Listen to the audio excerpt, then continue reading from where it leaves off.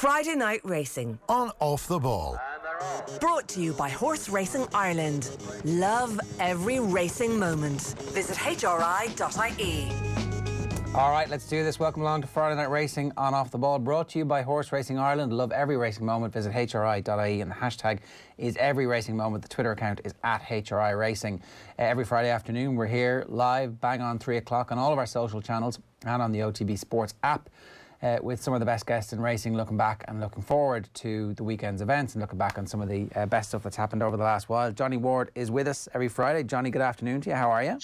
Good, Ger. How are you? Whoa, coming across loud and clear there, Johnny. What's the crack? All good, yeah. We've an unbelievable clash between Envoy Allen and Asturian Furlonge on Sunday. We kind of a strange situation last weekend where the weather got in the way of racing, which we haven't been accustomed to over the last while. And this weekend is just top-notch stuff, and can't wait for Sunday. Right, well, it's good that you bring up top-notch stuff, because talking with Tom Malone outside in the office, and he says that the Savills Chase at Leopardstown on December the 28th had 11 horses rated 160 or higher, which makes it the best collection of equine talent ever in Irish racing history in the same race. Yeah, it was an unbelievable race, and it had a finish that was entirely fitting the standard of the race. We just had so many elements to it. I know you had a little bet on Fakir Dudarez, who was backed into something like 14-1, and he was almost like not even considered in the race, despite the fact that he had such good form, tying in with Samcro last year, who ran in the race as well. And Samcro was another horse who, also ran in the race. These are very, very good horses. Then you bring in Manila Indo, who obviously fell. I think that was the surprising element of the race. But Kenboy, to fight out the finish with the winner, whose jockey we're going to talk to now, it was just an unbelievable race. And Mellon stepping up to 3 miles and nearly pulling it off. It had so much going on, presenting Percy struggling. And it was basically the race of the Christmas, and an unbelievable finish. And it should be noted that someone very lucky out there backed the winner at 200-1 in the closing stages. All right, wow. Well, whoever that is, very wise. But rather than talk about it, let's show it. This is the finale to the Savills Chase at Leopardstown on December the 28th. It is one of the greatest finishes from the depths of hell. This is Phil Healy-esque. Watch it. Plutar is gaining on them in third, and then Allaho as they come down to the final fence, and wrestling back the lead is Kenboy, previous winner from Mellon, and on the outside is Plutar as they come away from the final fence. It's Kenboy with digging back in on the far side. Mellon, Plutar is just in behind them in third. It's Kenboy, Mellon and Plutar as they go towards the line. Kenboy, Plutar still coming on the near side and has lifted it in the last stride. Plutar and Darragh O'Keefe have robbed Kenboy and Mellon. Long way clear of Allaho in a television goal finish. Yeah, absolutely. Darragh O'Keefe, good afternoon to you. How are you? Hi lads, how are you going? How does that feel and sound to watch it back? Yeah, it's it's brilliant. It's still hard to believe that it actually did happen, but no, it was brilliant, and it was a great day, and I was just very grateful to be given the opportunity, really. Well, the commentary there, I just watched it back before we came on. Just as the final 4 horses round the last bend, the commentator goes, "It's looking great for Willie Mullins at the moment," because at that stage it was the first 3. And before that, even you go back further, I think you were 8-9 lengths behind the leaders at one point as well. So what do you remember from the race before we even talk about the finish? The race, I suppose, we knew it was probably going to be a strongly run race. There was going to be plenty pace in it, and there certainly was. And my Henry de Bromhead's instruction was just really to follow away, get into a good rhythm, and see what happens, and ride him to stay. And I suppose some people doubted would he stay or not, because it was his second run trying to trip. But I think this time round he was a couple of years older, and he was obviously after developing a lot, and the race was as fast as I ever went anyway. We for 3 miles we were going a very strong gallop, and just the way the race planned out and stuff, we got into a good rhythm, and I suppose we'd kind of the right horses around me as well, that I suppose that were all the hype was about before the race. I know Mellon and Kenboy were were probably, you know, further in front of us. But at the end of the day, I was happy enough kind of the whole way around, kind of where I was, and just kind of, you know, it was a very good finish, and we're delighted that we came out the right side of it. We talked there about Minella Indo falling. Again, watching back on it, you actually disappear from view in the back because it looks like you have to break stride and kind of go around. Is that what happened? Yeah, it was really. We kind of just going down to the fence. Kind of Rachel was she was kind of just in front of me and kind of outside me, but I was kind of following Paul Townend down the inside, so I was lucky enough. And as you said, when that happened, you know, I was able to move left and stay out of trouble. I actually jumped that fence really well, but you know, from there on in, and obviously I wasn't aware that Delta work had gone as well, so. You know, it was lucky that we were able to avoid it anyway. And when that happens, like, so it didn't fall right in front of you, but it kind of falls over to your right side, so you do actually have to change course. Is that right? Yeah, I kind of had to then move in a bit, but you know, I suppose it would have been more serious for the horse and rider that were kind of directly behind Rachel. So I was lucky enough in the sense where I was, and I suppose you kind of, when that happens and you get over it, you're able to avoid it. You try not to, you know, there's plenty of things happening in front of you, so you know, you try not to best to think of it. Right, and when the gap opens up like that in a race where you know the quality of the horses is so high, there's a bit of self-confidence and work done for you not to think, geez, I need to go with these. No, I suppose, and like, you know, again, going back to the fact that that my horse was stepping up to, you know, 3 miles in that open company, you know, I was happy enough just to follow away and see, and you know, just get into a good rhythm and ride him to come home. And you know, when them 2 incidents did happen, you know, as I said, we were lucky enough to avoid them, so we were just kind of letting the race develop in front of us. And you know, as you said, the main thing was just to ride our lad to come home.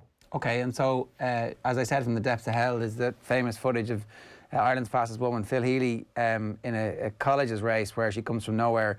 I know it's not quite nowhere in that you're on the screen, but like a finish like that where you claw all that back, when do you actually think you've got it? When do you feel like, actually, I'm going to get these? I suppose when we jumped to second last, when I kind of got down and gave my lad a shove, I know I had a bit of ground to make up, but when I did get down and give him a shove, he did pick up. And even going down to the last, I was hoping that, you know, I knew I kind of needed it. I was hoping that I get a good jump, but there was no stride there, so I kind of sat up. But at the back of that, when I really threw everything at him, he picked up, and you know, his head was on the floor and he was giving it everything he had. But you know, saying that, now I was hoping the line would get further away every stride I was taking, you know, because I know there's a long run from the final fence, but you know, you never really know when you get there until you do get there. But you know, I suppose kind of when I knew that I kind of got past Mellon, and I could see in front of me that, you know, Kemby was doing everything he could. But, you know, thankfully, as you said, the line just came in time. And what's that feeling like, that bit where you catch them just on the line and everything has gone right for you? It's unbelievable, especially the race that it was. You know, kind of like after the line, you just couldn't believe it, that this isn't just an ordinary race that's a handicap or anything. You know, it's a grade 1, and it's, as you said, it was probably, you know, it is as big a race there is at Christmas and stuff, so it was... Reality didn't really sink in until I actually the race was over, and you know, when I was up in his back, even after passing the line, I was just so overwhelmed by it that it's after happening, and you know, it is a massive feeling, and it's unbelievable, really. Was it a race, Darragh, that you reflected on with a great deal of satisfaction, because you were on a horse, as you mentioned, who wasn't considered a certain stayer, which was perfectly fair. It looked as deep a renewal of the race as there has ever been. And not only that, but you were kind of, I will say, off the back of the second last, as you mentioned, you were chasing 2 horses. Kemboy, who looked like he'd gone so hard that he'd have to stop at some stage, and Mellon, who himself was probably almost as much of a doubtful stayer as you were. Was all this in your head, or were you just like trying to... I know you're not trying to ask your horse too early as well, just in case you get there too soon. So what was going into your head coming, I suppose, between the third and the second last?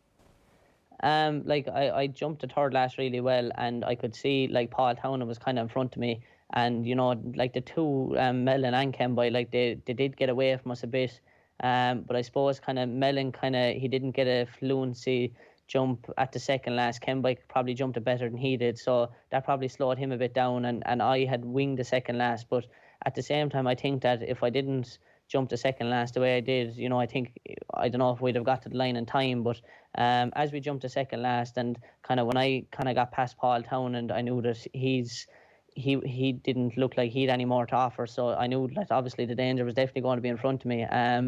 But like once I got my lad rolling and stuff, even going down to the last, I know there wasn't much of a stride there, but he didn't lose much momentum, and like at the back of it, well, as I said just beforehand, when I did get really stuck into him, he put his head down, and you know, he picked up rightly to the line, so he did. And it must feel like I don't know, like falling in love for the first time or something when you ride in a race like that. As you say, you've never gone as hard over 3 miles. You're just an up and coming jockey, as you said with Don McLean in the Times in the article afterwards. You know, you had no inkling you were going to get a ride in the race. You just went through the declarations, and then you take all that in. Maybe there's not an awful lot of pressure on you because the horse isn't he's not a short price. But for everything to fall into place as it did, for a young jockey, you must be in dreamland thinking what my future could hold if things go well. Yeah, but at the same time, you don't really want to think about, you know, what could happen if, you know, about them things. I was more focused on the race and seeing, and you know, obviously I watched back his runs and obviously spoke to Rachel and stuff on the way up about him, and you know, she told me everything about him, and that he was a good spin, and you know, I suppose like I wasn't really thinking about the future or anything. It was just that race, and you know, it was my first ride in a Grade 1, so I didn't want to put pressure on myself. I was so excited that I was given the opportunity by Henry de Bromhead and Cheveley Park, you know, I know he wasn't a sharp price, but like as I said to a few people afterwards, like the thing is that if he did stay, he was going to have a big chance, because you know, his form is very good over 2 miles, and you know, he ran very well in the Ryanair last year, and you know, I think Rachel said to me that she didn't think that he performed at his peak, so you know, if he did stay, he was definitely going to have a big chance anyway. How well do you know the horse? We'll say, I'd ridden him out a couple of times at Henry's was all, and as you said, I didn't know much of an inkling that I was going riding him, but until declarations, but I had ridden him out and stuff, and you know, I know the horse from racing, obviously, like running in all them big races, so it's you know, I knew the horse, and you know, it was brilliant to get on him. That's interesting too, that the declarations come out and you see your name beside it. Like at that point, it's a big vote of confidence in you and the work you've been doing recently.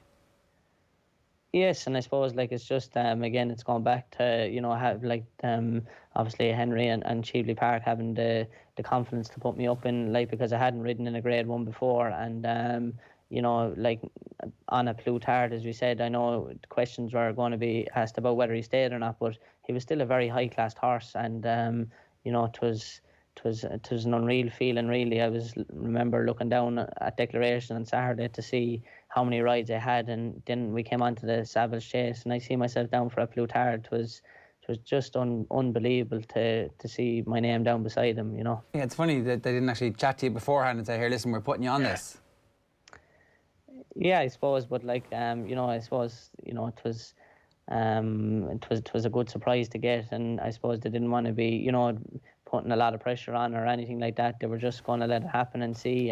You know, I suppose I had ridden him out a couple of times, so you know, but I'd no inkling that I was going to be riding him or that it was definite or anything. So I was just, as you said, it was unreal to see my name beside his. And then I guess it's interesting too that, like, you know, you can see in retrospect that they obviously don't want to burden you with any pressure or too much by way of instruction. It's like, look, get in the rhythm, see where it goes. It sounds like the instructions were relatively straightforward as well. Yes, they were. I gave the saddle to Henry or whatever, and you know, we discussed, and we knew that, like, he had said to me that Rachel was going to be very forward, and that's when I kind of knew, when I jumped off, that, like Rachel kind of said before, that she was going to be very positive, and she was only a few lengths in front of me. That, you know, Kemboy was obviously gone on, so I knew the gallop was very strong, and you know, the main thing was just get into a good rhythm and you know, ride him to come home and see what happens. Darragh, I found in life that whenever there's a big occasion and you're preparing for something that, you know, there's going to be attention on, I never actually really get nervous until people ask me, particularly my mum, Are you nervous? And it's at that point I'm like, what am I supposed to be? What is this a big deal? What's going on here? Were you nervous in advance of this at all, or was it kind of like, look, this is just the same as anything? Because it's as you said, it's your first. I suppose I was like definitely I was I suppose I was definitely excited, and I was nervous, I suppose. I was hoping everything would go right, and that I'd be that the race would work out the way we wanted it to. And I suppose that like every race, especially dim grade ones, you should feel a bit of nerves, and I suppose like the dim races definitely feel more special than anything else. But I suppose like at the moment in time, I was kind of at a couple of rides before it, which was no harm, so I didn't have much time to think of it. And before I realised I was on his back at the start, and we jumped off. I suppose the nerves kind of went out the window. You were riding in the race then, so no, I definitely was nervous, but I think having a couple of rides before it and stuff, it was no harm, just that I wasn't thinking about it as much. And even the running of the race, it's not like you're a front runner and all of a sudden you're like, oh, hang on a second here, I remember the chance of it. Your head is down until the very end, where you're like, I've got to get up with every sinew straining. There's no chance to kind of, oh look, we're about to win here. Yeah, exactly. Like as you said, like even turning in for home, there wasn't much. I wasn't thinking of much at that stage. Only driving them, and obviously the other two were I'd ground to make up, and I was just hoping that the gallop was so strong that like even in the race, the pace we went, I didn't think that the front two, the mids like Mellon and Kemby, would be still there towards the end. But in fairness, they were right there, and Mellon went to the lead and Kemby took it off him, and they were swapping and changing, but they were still the two that dominated the finish with me. So it was it was brilliant. What was the feel of him like relative to what you've ridden before there? Oh, he's hugely different. Just the way I suppose he's a laid back kind of a horse. He's not free, or he's a very smooth horse to ride, but you kind of knew the way he's jumping and stuff, like, and the way he was bringing me along in the race. I've never got a feeling off it anyway, off any other horse. So it was, I knew the difference straight away.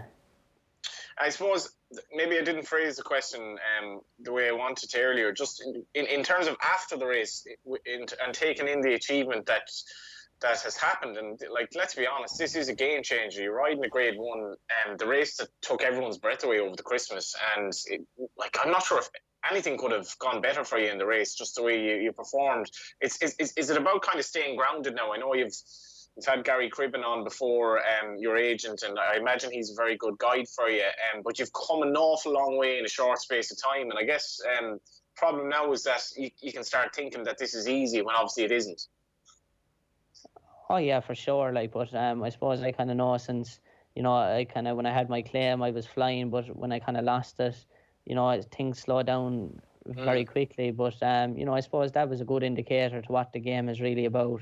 And as you mentioned, like Gary Cribben is my agent, and he's worked tremendous for me since I started. And even when I did lose my claim, he said that it's gonna be tougher and things, but just just keep your head down, and that's all you can do. And no, definitely staying grounded is the way to be, because in this game you don't know what's around the corner, and you're only one fall away or one ride away from things going wrong. So you have to stay grounded, and obviously just hope that you get good opportunities. What's your feeling like now in terms of coming through at a time when there was, I suppose, a changing of the guard with Geraghty and Ruby and McCoy before them, signing off? Davy Russell has kind of come to the end of his career, I suppose, at this stage, and you have these young jockeys coming through. Like, I guess, who are the ones that you looked up to?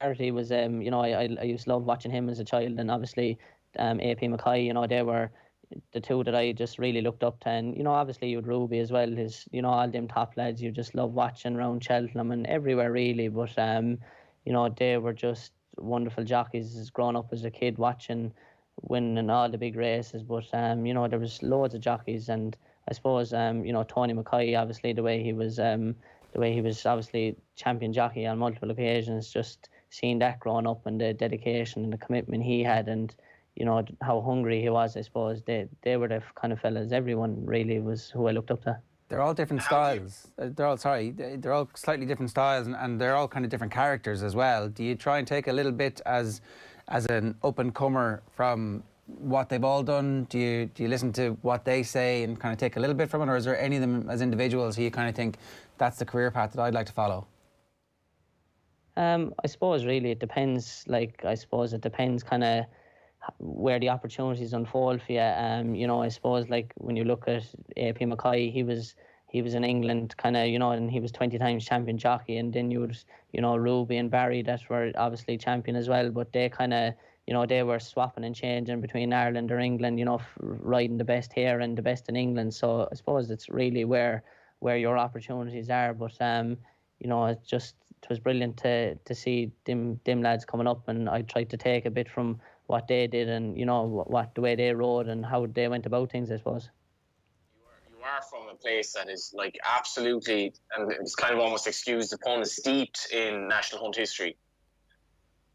Yeah, it's a golden era, I suppose, as a young jockey now, to look back at all the jockeys that were mentioned, to be around when they were, is incredible really, because I think you'll struggle to get a better era really, that they were so good and they were the best. In terms of Doneraile and the surrounds, was it obvious from an early stage that this was something that, because you're not far from real proper national hunt heartland there, and if you wanted to ride horses, you were probably coming from the right part of Ireland anyway? Yeah, definitely. My family were surrounded with horses, and they had them at home and stuff, and from an early age, I suppose I got my own ponies, and I developed it there, and I got the bug, and they didn't force me to do it or anything, but I chose it from an early age by obviously watching the top jockeys that we mentioned, seeing them on TV. I was saying that I wanted to hopefully be them someday, Even as a kid? Yeah, definitely. I remember watching all the big festivals, and I used to watch racing an awful lot, and when I'd go off on my own ponies, then I'd be thinking I was Ruby winning on Kate on a Gold Cup, or Barry and Sprint to Sacra or something like that, and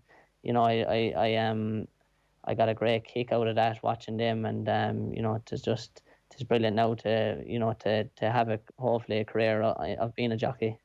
And when you were in school, then were your young mates, were they kind of were they more into hurling or football, or were they did some of them kind of think along the same lines as yourself?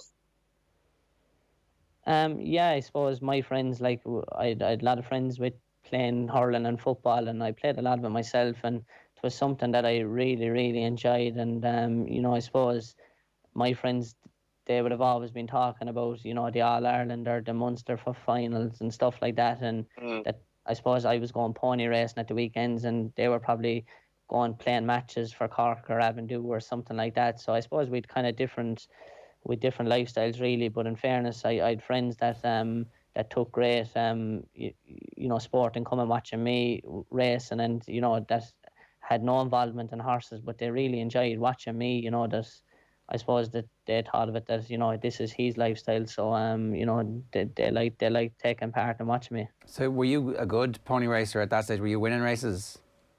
Yeah, I had a good time of it. I rode plenty of winners, and I suppose I was in with a good bunch of jockeys as well that are well developed now, and it was brilliant to have them around as well and be watching them pony racing. And then you decide that you're going to go on. How do you go from being a pony racer into somebody who is getting through that process of riding out your claim? I suppose you just have to associate your. I suppose when I did ride in the flat for a bit, but my weight was never going to be right. And then when I decided to become a conditional, I moved to Enda Bulger's racing yard, and I think that's the place that has developed me, and that's where I've learned everything. And I think he's been a big player. He's the man that's got me to where I am now. And I think you need to have somewhere that'll that's where you're going to be grounded properly, and where you're going to be taught, and I think that's been definitely what's gotten me where I am now. Is that straightforward enough, that process? Do you ring up Enda and say, hey, listen, I want to be a conditional, or do you have to apply? How does that actually work? Well, I suppose like I didn't ring him up and say I want to be a, you know what I mean. He didn't see me ride or anything, so obviously I went down there first and I rode out and things like that, and he asked me what my plans were, and I said I'd like to take out my conditional license, and you know, he said fine, and you know, I worked away, and then obviously when my turn came to ride, you know, I suppose you just have to take the chances. How long were you waiting for your first winner? I started in Endes in October time, and it was the following July when I rode my first winner. So you know, I had a good, but I needed that time. You know, like it just wasn't that, you know, I could jump in there and start riding straight away. I wasn't ready yet.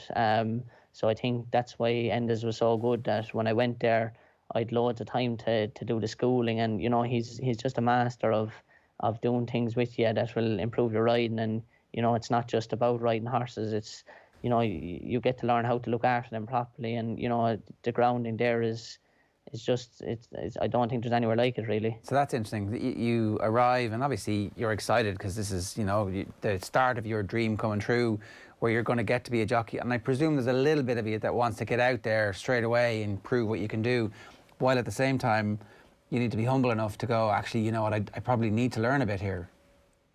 Oh, definitely. And like, you know, it was, you know, riding over jumps, there's a huge difference than riding in the flat. So I knew that, like, I suppose in the back of my head, it was always thinking, you know, when am I going to get out there? But at the same time, like, I'd so much fun in Endes because we were schooling every day. You know, we were going different places, school, and then, you know, like riding nice horses every day. It was, I suppose, I didn't really think of it. I knew that because he had told me that, you know, just keep working away, and that, you know, you'll get your chance.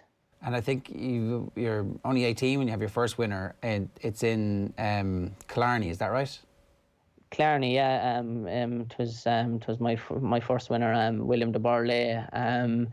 It was unbelievable, I suppose, to, you know, again, to who I rode it for in Mr. McManus and stuff. So it was a great starting point for my career. But you know, it was brilliant, and you know, it was great relief as well when I passed the line that, you know, I have my first winner rode now, because you know, I suppose you're always looking to get your first winner, and you can, I suppose, when you do that, you can build on from there. And they made you wait a whole 5 days before you got your second as well.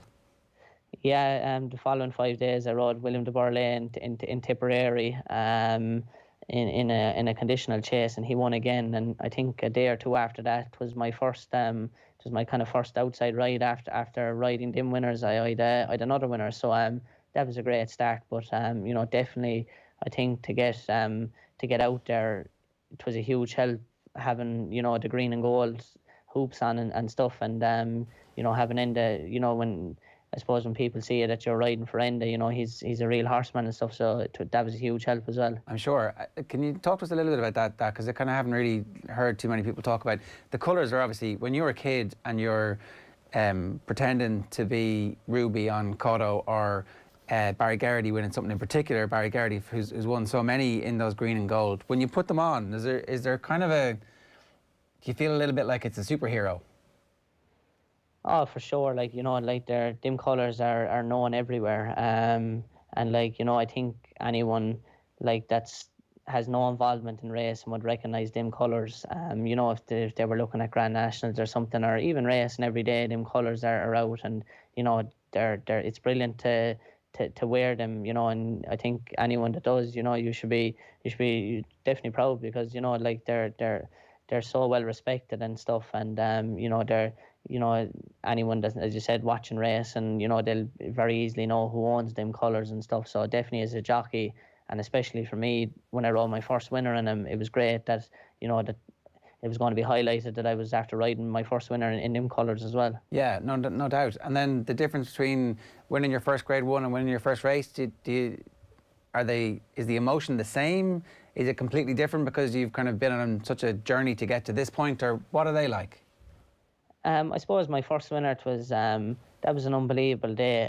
You know, it definitely was, because, you know, you've worked so hard for for it all your life, really. And I suppose you were just hoping that, will it ever happen at once, for you. And it was great. And, Clarny, it was lovely track. But, riding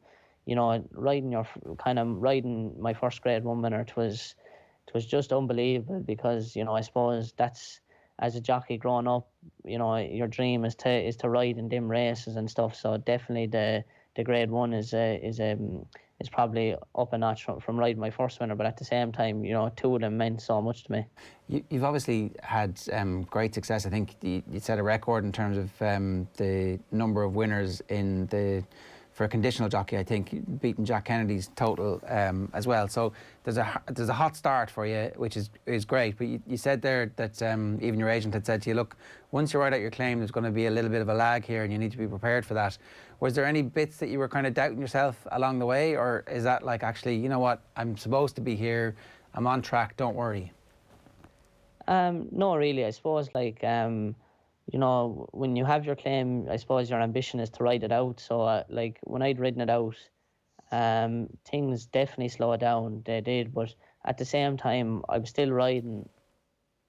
I was still riding. At every race meeting, kind of that was there. And the one thing about it was when I did slow down, the people that had supported me from the beginning were still giving me, they were still giving me opportunities. And that meant a lot to me, because, and I suppose I kind of lost my claim in the height of the national hunt scene as well. It was kind of November time, so the national hunt, all the good horses were out and stuff, so it was going to be tougher. But I had people like Gary and Enda and stuff to just chill out and bide your time, and hopefully that things will improve, and just keep your head down. How have things worked out for the young riders that you would have been riding with in the pony days from those days? How are they getting on now? Brilliant. I was riding in pony racing with Jack Kennedy. You had Ben Cohen, you had Andrew Slattery, you had Gavin Ryan, Joey Sheridan. Oisin Murphy was there when I was riding. So you see how well established they are now, and I think the pony racing is a big advantage to a young person that's getting into racing. It's great grounding as well. You learn loads, but as you said, it was great to, even growing up now after the pony racing, to see everyone else doing so well as well. That's an incredible list, because I think both Ger Lyons and Dermot Wells said to me at the end of last year that they thought the young jockeys in Ireland on the flat now were the best that they've ever seen, in terms of a bunch of lads, three or four of whom that you've mentioned there, as well as Oisin Murphy, obviously, who's achieved even more across the water. And were you conscious of that at the time, that maybe this is a very good bunch, or were you kind of all just mates getting on in the youthful lives that you were having together? I suppose when you're pony racing, it was kind of different, because even even there was lads are well established now that we've mentioned, that they were pony racing, but they weren't riding 4 or 5 winners every Sunday. But there's a huge difference now, because they're well established. But I suppose when I was only 10 or 11, I didn't know that these lads were going to be, like Oisin was champion jockey or stuff, and the other lads were going to be champion apprentices. So I suppose at that age you don't really know, but they definitely stand out, that that they're very good riders. I know that there's a lot of regret that the point season was called off. It's just been one of them years, and things are unfortunately are going to happen. But we've spoken about how good a day out is point and that. But if you do go to a beach in Kerry or in Donegal, or you go to one of these pony meetings and you see these kids in action, I suppose part of the attraction of that is you may actually be looking at a star of the future. There's every chance. Yeah, it's brilliant. And the pony racing, the way it's laid out, you could be in, as you said, a Saturday you could be at in Letterkenny in Donegal, and Sunday you could be below in Ballyfort, or that's outside Dingle, So it was great to, that my family had so much commitment to me at that time. Well, we've even, you know, spoken when I about was that pony before racing. as well, because you need your parents. Like, you know, the amount of kids who were maybe good sports people when they were younger, but their parents took no interest, and that was just playing football locally. But like for somebody to have the parents to do that, like you must be indebted to them. Oh yeah, for sure. And like, you know, they've been massive to me, and like they did great for me when I was pony racing, and you know, still now as we speak, like even when I first started, and then there's like it was only I wasn't even driving yet, so and I had a full-time job, and you know, my dad he used to get up in the morning, bring me to work. He used to go to work, and then he'd pick me back up in the evening, you know. So like that was a huge commitment from them as well. And you know, obviously we had a couple of ponies at ourselves when I was pony racing, and you know, they all cost money, and you know, tis an expensive game to have horses and ponies for that game as well. So you know, I owe a lot to them for sticking by me as well. It was a good investment. When you say you were working, was that in Enda Bulger's yard? Is that what you're talking about, or did you have a separate job as well? No, in the Bulgers yard. Right. So when I started there first, so when I first went in there, I wasn't driving at the time, or I had no car or anything. So like my dad used to drop me down, and he'd go to work, and he'd do his day's work, and he'd pick me back up in the evening time. So you know, that was 6-7 days a week, every week. And you know, even on a Sunday, he could have his day off. He'd still have to bring me to work, and you know, he'd come back down and collect me while I'd be on my lunch, and bring me back down again and wait around. So you know, there was a huge commitment from everybody. Well, I can only imagine the pride that they felt when you got up at the line in the biggest, and it turns out the best race in Irish racing history in terms of the quality of the field. Like, you know, I think we probably didn't make enough of that when we started this either.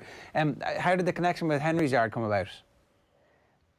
Twas my agent, Gary Cribben, had suggested it, like just that, like, you know, he's kind of grown the whole time, and he's getting bigger, and you know, like, just go in there and see what happens, and you would know what it could unfold, you know. With obviously he's going to have plenty of horses there that are, you know, that could mix in races and things, and you know, just go in and see what happens. And you know, it was he that decided that I went in there. Right, and look, that's you got to put yourself out there now. That's the other part of this game that we've kind of covered on the show a little bit over the last couple of years, is that the life of the jockey, part of it is having the elbows off the track as well, just to tell everybody and have the confidence, look, I can ride your horses as well as anybody, just give me a chance. Yeah, and I suppose like that's all you're banking on, really. You know, you're hoping that, you know, like if you don't have a big yard behind you, or you don't have you know, owners or things like that, you're just hoping that, you know, like Henry did with me, that will give me a chance in a big race on a high class horse. Like that's what you're hoping of, really. And have things changed since the Savills even? Like, is your agent getting more phone calls from people going, ooh, I saw what young O'Keefe did there, I wouldn't mind having him on board? Well, like as I said, I've been busy, like even, you know, I suppose myself, like I think I've had since the start of the season 300 odd rides, so like I've been busy throughout the whole season, which is great, and you know, I think we're just going to keep working forward and you know, see what happens. What's your weekend looking like? I'm suspended tomorrow in Fairyhouse I got a day for the stick on Applutard in Leopardstown that day. So at the time I was saying, yeah, the only thing is that Chatham Street Lad runs tomorrow in the Dan Moore. So I'd won in him the last time out in Cheltenham, but you know, he's a very good horse, and you know, at the time in Leopardstown you were like, oh, sure, you take it, but at the same time you know, tomorrow you're going to be wondering, you know, Jesus, I could have ridden him. Yeah, I guess that must be great crack riding for Mick Winters as well. I know it wasn't Cheltenham as we know it, but it must be some buzz considering the way he won and all that. Yeah, and as you said, like Mick Winters, he's just something else, isn't he? He's a real character, and you know, the way he presents himself, and you know, he's just a real character, and as you said, that was a great day, and like it helped me, you know, getting on a couple of nicer horses as well, that, you know, people took notice of it, that I was after riding the winner in Cheltenham, you know, on ITV Racing, and you know, it was a big handicap, so I think that definitely helped, even, you know, getting nicer opportunities. Yeah, as you mentioned, the amount of rides you've had this year, like that's actually, in terms of the cold reality of building a career for yourself and making money, you're doing well, like for a guy at a young age, and hopefully this could be the start of something big.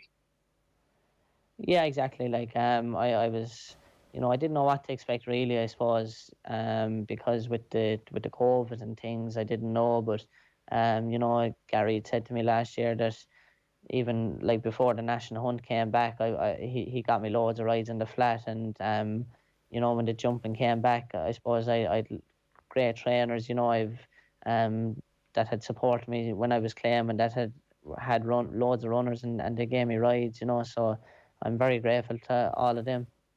And obviously, you've told Henry and Rachel, you've had a conversation that with them having a horse that's so short for the Gold Cup, and the way that Absolute Tard finished at Leopardstown, he'll obviously won the Gold Cup, and you'll ride him. Well, I'd be honoured to ride him, but I at the end of the day, would he stay the trip? I couldn't see why he couldn't. Like if you think of it, if you added 2 furlongs on to Leopardstown the last day, you would have only said it. And the pace they went. And the pace they went, exactly. Like I know people say that he tried 3 miles in Punchestown, but he was only a 4-year-old then, like, and he'd been to Cheltenham and stuff. So definitely, I couldn't make any reason for him why he shouldn't stay the Gold Cup trip. He jumps really well. He relaxes in his races, and the pace that went the last day and the way he finished out his race, you'd think he'd only benefit from an extra couple of furlongs. I think if I don't know if I owned the horse, I think that's the way I'd be going, because it is the Gold Cup, and as well as that, it does take a horse. I know it's a staying test, but jumping and getting into a rhythm, and you see 2-mile horses run so well in the race before, and I hope for your own sake, Darragh, that's the way it goes, because I think the ride that you had that horse at Leopardstown was just totally exceptional for a horse or for a jockey of your age. Yeah, look, obviously to be, as you said, the Gold Cup is the Gold Cup, and I've, as you said, talked about before, I've watched all the top jockeys compete in it and win it, and I dreamed of winning it, and to be great to take part in it, but there's a lot of water to go under the bridge between here and then, sorry. So we'll see what happens, but to be great to get an opportunity to ride in the race. Yeah, well, listen, it was a sensational finish, and you must be very proud, and everybody associated with you and everybody who's helped you along the way must be really proud as well, because it is the start of an amazing career. We wish you all the best. Stay safe, Darragh. Thanks a million for joining us. Thanks, Darragh. Thanks very much, lad. It's Darragh O'Keefe there giving us some insight into, have I mentioned what Tom told me before he came on? When you think about the quality of the field, for the quality of the field to be so good, Johnny, and then the finish to be so spectacular, it's very rare that sport lives up to the hype. Oh, no. And it was like, I mean, the one thing I would take away from the race was that Delta Work unseated, and Manila Indo fell, and Presenting Percy didn't run any sort of a race. So there were some horses there that you were like, they didn't perform. But like when you take the fact that Mellon was essentially a 2-mile horse for much of his life, and he went sort of toe-to-toe for much of the race with Ken Boy, who had previous in the race. And for me, the ground looked like it had gone for Ken Boy at that stage. He was really weak in the betting. And these are things, whether you like it or not, that Darragh would have had to consider in the race, because if you don't know the form of the horses ahead of you, good jockeys know more than just the horse that they're getting up on and how to ride the race. They know the kind of the ins and outs of the horse ahead of them. And at the same time, you couldn't safely predict that either Mellon or Ken Boy were going to stay, because it really was, as he mentioned, they went hard. So he's riding a horse that he was a straightforward ride in the sense that he jumps and he settles. But 3 miles, regardless of what you say, was a big question mark for a horse who, let's remember, had beaten Chacun Poursois over 2 miles. And 2 miles and 3 miles is like 100 metres in a marathon in some respects. It's a completely different ball game. So there were all these things for him to consider. And, I spoke to Gary Quibben before we came on air, and he was just glowing in his tributes for the mentality of Darragh, and I think that really shone through there, because it's very easy. If you look at Jack Kennedy at this stage, Jack Kennedy was a prodigy and all that, but he's had catastrophic injuries already in his career, and the amount of things that can go wrong. And I think Darragh has taken everything in his stride and realises that as much as he could be a champion jockey, he could be the best of his generation if things go well, things could also go wrong, and one Grade 1 isn't going to make him a success overnight. And I think that's really testament to his parents, the way he's been brought up, because he's so grounded. And you can only imagine, Ger, what it was like. I mean, there wasn't a crowd in the race, but the race itself, to get up on the line, beating three Willie Mullins horses indeed, your first ride in a Grade 1, riding for Henry de Bromhead, as talented as a trainer as there is. And for Cheveley Park, with the best horses in training almost, it's complete dreamland. But you wouldn't necessarily get that impression that it changed them. No, and we didn't even get into what it would have been like if there'd been a crowd there. And, you know, maybe it's a great way for this generation of young jockeys to have a period of time where there isn't the pressure of the crowds, where it's actually, it feels different. And then you get into the winning habits in this, and then when the crowds come back, it's like, well, I mean, they're here, but it's actually no different, and I'm going to get the opportunity to strut my stuff. A reminder, Friday Night Racing is brought to you by Horse Racing Ireland. You did mention about the quality of the racing this coming weekend, Johnny. What should we be looking out for? Oh, it's like the one that obviously sticks out a mile is Sunday's clash of, I don't know, is he the best horse that we've... You don't really like to kind of build up horses, but Envoy Alain has done literally nothing wrong. And from his performance in Cheltenham and winning the bumper, when it kind of looked like he was going through the motions and just found an extra gear when challenged, beating a good horse that day, to his hurdling career, which was unbeaten. And then you were always like, well, he's going to be a chaser. And he has this kind of tendency in his races, if the jockey's going slightly easy and then gives a slight bit of a squeeze, all of a sudden it's just game over. And it's a strange one that his race is going to take place, the first race on Sunday. So it's the first race, which probably to do with just getting the best of the ground. It's heavy ground to punch down, but he's taken on Asterion Furlange, who has a marked preference for going right-handed. Now, he fell at Limerick the last day, but I think the big thing here is, and this is something that I think punters disagree on, and horsemen and horsewomen disagree on, the relevance of weight, because he's 11.3. He's getting no less than 11 pounds off Envoy Alain, and 11 pounds in heavy ground is quite a lot. If you're going to run yourself and carry 11 pounds in your back, even for a horse, this is a lot of weight. And you know, Gordon Elliott's horse were maybe a bit quiet over the Christmas, but to see these two horses taking each other on is like proper racing. The best horse possibly we've ever seen, or potentially the best horse of his generation at least, taking on a really good Willie Mullins horse in Asterion Furlange. That's the highlight. But we've quality novice racing as well. The real deal as well, you've got to mention, he's running in the following race, which honours Moscow Flyer, sponsored by Skybet. This horse started off over hurdles off something like 84. He's gone up to 141. Biblical stuff, the achievements that he's made for Ronan McNally in a short space of time. And he's taken on Master McPhee, who's from the Corkery yard, wouldn't be from that far from where Darragh is from, in the heartland of National Hunt Racing in Cork. Two very small yards with proper prospects, and that's what we need in jumps racing. We definitely need the likes of the Mick Winters and the likes of Pat Corkery to have these horses, and it's a quality race as well. Right, it is another week at the top for me, by the way, as I maintain my 2-point lead over you in our Tote 10 to follow competition for the... I should interject there that I'm actually a close third in the racing TV table, so you're going really well. Like, I actually thought I was going well, and the fact that you're ahead of me, like I'm third of 35 or something with racing TV, two of the greats ahead of me, I can't remember who they are, but they're definitely great anyway. So the fact that you're ahead of me, Ger, this is good going. Well, there you go. I mean, you sound unbelievably surprised. Like, none of the information that I've acquired over the last 2.5, 3 years has gone in by osmosis. I am. I'm very surprised. I'm not going to lie. I have a lot of respect for you, but I have a lot of respect for myself as well. It's a long road ahead, though. It is a long road ahead. So this is for the Irish Inter Jockeys Fund.